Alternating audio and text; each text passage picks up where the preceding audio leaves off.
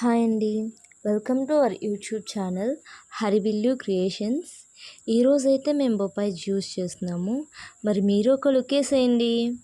ముందుగా ఒక బొప్పాయిని తీసుకుని దాన్ని శుభ్రంగా కడగండి. కడిగేసిన తర్వాత దాన్ని చిన్న చిన్న ముక్కలుగా తరగండి. తరిగేసారా?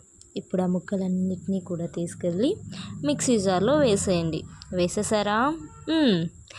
అయితే అందులో తగినంత చక్కెర మరియు నీరు వేసి మెత్తగా గ్రైండ్ చేయండి.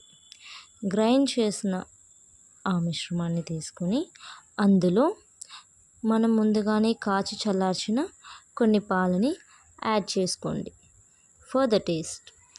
అంతే, juice ready. Thank you all. Please do subscribe to our channel Harivillu Creations.